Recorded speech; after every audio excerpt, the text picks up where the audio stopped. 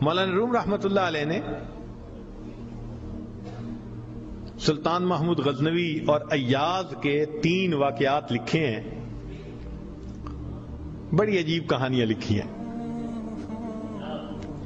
فرماتے ہیں کہ سلطان محمود ایک نیک بادشاہ تھا، اس کے پاس ایک دیہاتی نوجوان آ گیا، اس کا تعلق دیہات سے تھا، تعلیم بھی نہیں تھی، کچھ ایسی تربیت بھی نہیں تھی، مگر بادشاہ کے دربار میں آ کے جب خدمت پہ لگا تو اس نے اتنی اچھی خدمت کرنی شروع کی کہ تھوڑے دنوں میں بادشاہ کی آنکھوں میں بڑا درجہ پا گیا، بادشاہ نے اپنے مقرب بندوں میں شامل کر لیا۔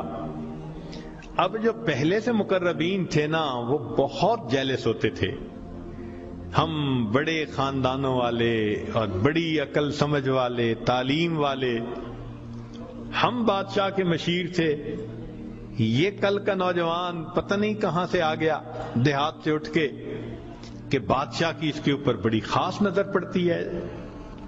چنانچہ انہوں نے پروگرام بنایا کہ ہم بادشاہ سے موقع ملنے پہ بات کریں گے۔ انہوں نے بات کی کہ بادشاہ سلامت، جو محبت کی نظر اس کی طرف اٹھتی ہے وہ ہمارے اوپر نہیں اٹھتی، حسب میں ہم اچھے، نسب میں ہم اچھے، مال میں ہم اچھے، عقل میں ہم اچھے، لیکن محبت کی نظر اس کو جو مل گئی وہ ہمیں نہیں مل رہی۔ تو بادشاہ نے کہا کہ اچھا، میں کسی موقع پہ اس کا جواب دوں گا۔ اب بادشاہ نے کیا کیا کہ ایک پھل منگوایا جو بہت کڑوا تھا، کاشیں بنوائیں اور کاشیں ان سب لوگوں میں تقسیم کر دیں جو اعتراض کرنے والے تھے، اور ایاز بھی وہیں بیٹھا تھا۔ تو جس جس کو وہ کاش ملی اس نے منہ میں ڈالا، تھو تھو، بادشاہ سلامت بڑا بہت کڑوا، توبہ توبہ بہت کڑوا۔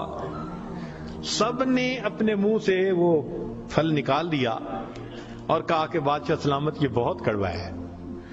تو بادشاہ نے جب ایاز کو دیکھا تو وہ مزے سے کھا رہا تھا، تو بادشاہ نے اس سے پوچھا کہ ایاز یہ کاش میٹھی ہے جو اتنے مزے سے کھا رہے ہو؟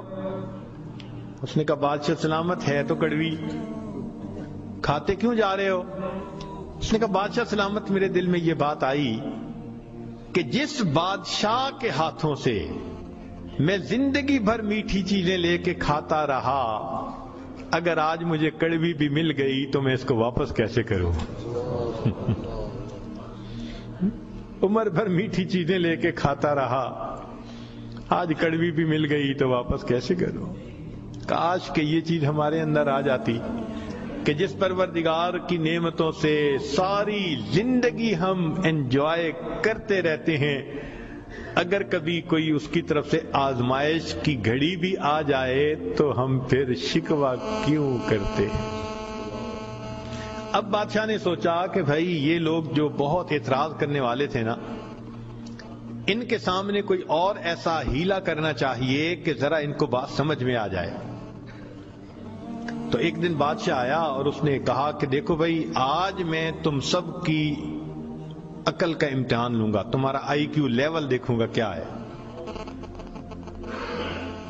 اور میں دیکھتا ہوں کہ کون اس میں پاس ہوتا ہے۔ اب جب بتا دیا تو سب بڑے محتاط ہو گئے۔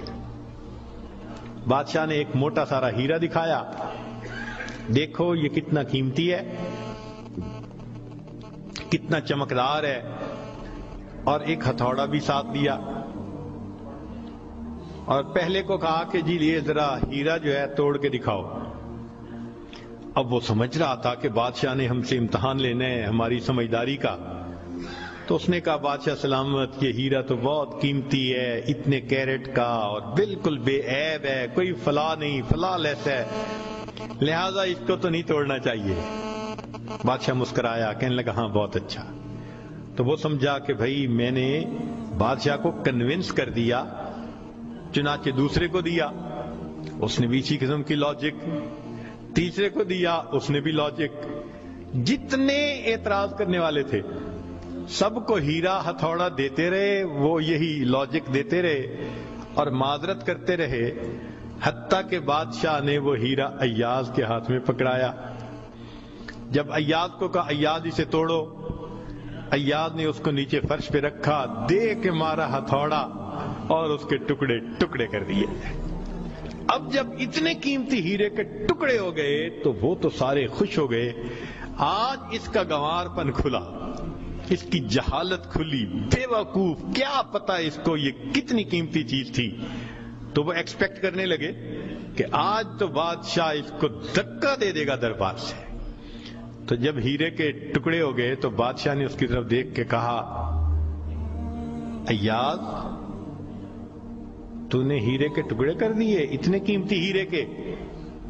تو ایاز نے آگے سے سمپل سا آنسر دیا کہ بادشاہ سلامت، آپ نے مجھے حکم دیا تھا ہیرے کو توڑ دو۔ اب میرے سامنے دو آپشن تھیں، یا تو اتنے قیمتی ہیرے کو توڑ دیتا، یا پھر میں انکار کرتا تو آپ کے حکم کو توڑ دیتا۔ میری نظر میں آپ کا حکم ایسے سینکڑوں ہیروں سے زیادہ قیمتی تھا، لہذا اس کو کم قیمت سمجھتے ہوئے میں نے آپ کے حکم کو نہیں توڑا، میں نے ہیرے کو توڑ دیا ہے۔ تو بھئی جتنا ایاز کے دل میں بادشاہ کے حکم کا احترام تھا، کاش ہم بندوں کے دل میں پروردگار کے حکم کا ایسا احترام آ جاتا۔ ہم خواہشوں کو توڑ دیں، تمناؤں کو توڑ دیں، اپنی امیدوں کو توڑ دیں، ہم کبھی بھی حکم خدا کو نہ توڑیں۔ تیسرا واقعہ لکھا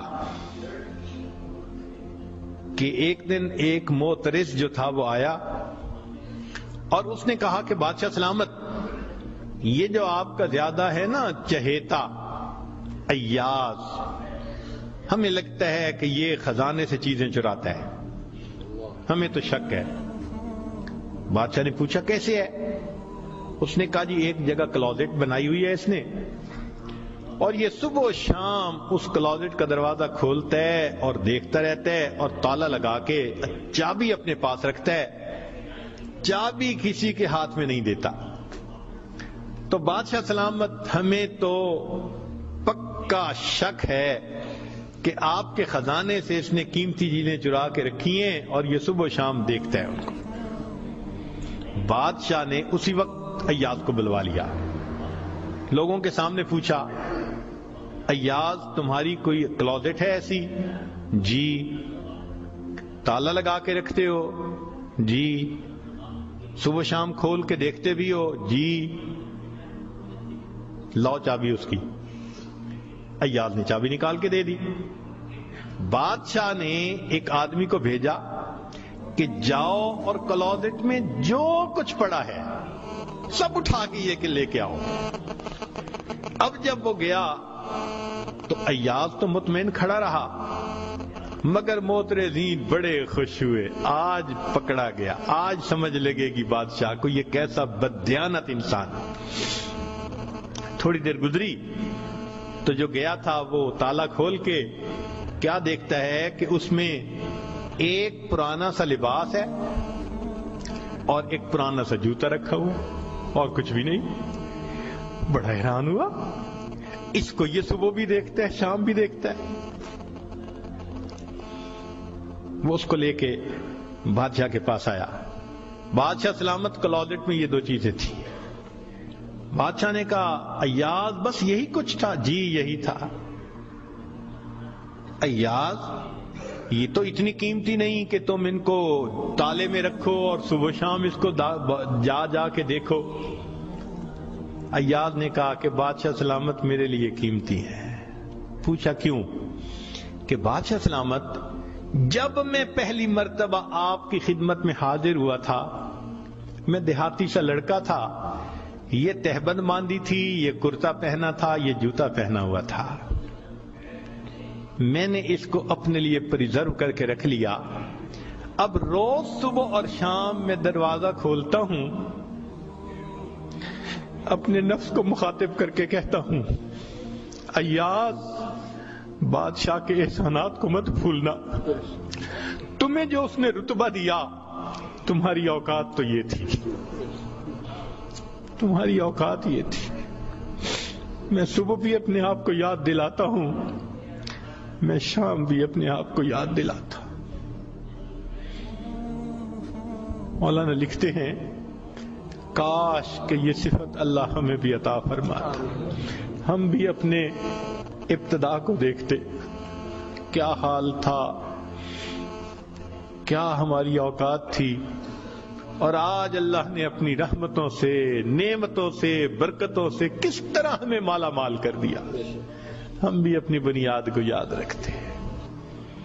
تو اگر ایک دنیا کا غلام اپنے مالک کے حکم کو اتنا قیمتی سمجھتا ہے تو ہم تو اللہ کے ویسے ہی بندے ہیں، غلام سے بھی ایک درجہ نیچے.